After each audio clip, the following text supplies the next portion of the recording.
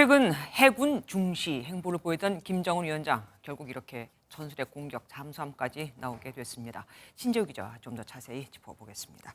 신 기자, 전술핵 공격 잠수함 공개도 위협적인데 김 위원장은 여기에 더해서 핵 추진 잠수함을 만들겠다고 했습니다. 이게 두 가지가 어떻게 다른 겁니까?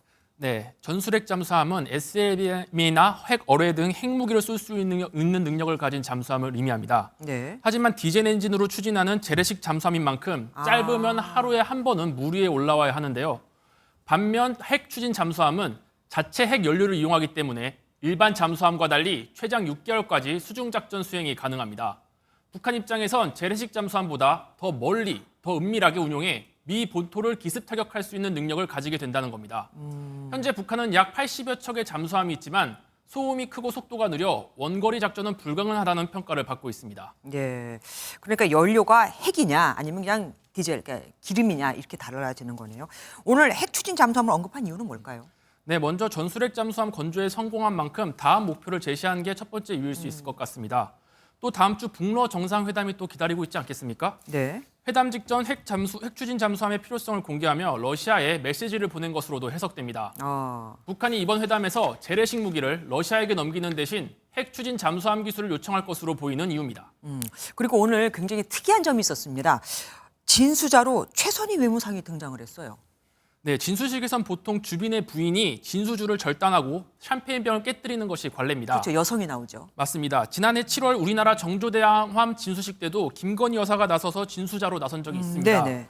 그런데 부인 리설주나 김여정 부부장이 아닌 최선희 외무상이 맡은 건 강경 대미 메시지를 전달하기 위함이란 분석입니다.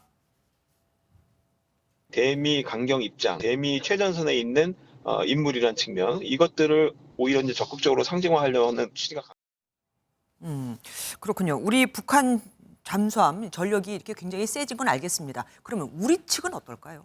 네, 우리 군은 1200톤급 9척, 1800톤급 9척, 그리고 3000톤급으로 도산안창호함, 안무함, 그리고 신체호함이 있습니다.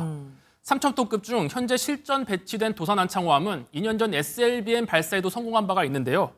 북한이 약 80대의 잠수함을 보유하며 절대적인 숫자는 많지만 실제 기동 운용 능력 측면에서는 우리 군이 훨씬 앞서 있다는 평가입니다. 네. 오늘 공개된 전술핵 잠수함의 뼈대가 되는 로미오급 잠수함만 해도 구소련의 1950년대 기술을 바탕으로 만들어졌습니다. 그러니까 숫자적으로는 북한이 더 많지만 질적으로는 우리가 훨씬 더 우세하다.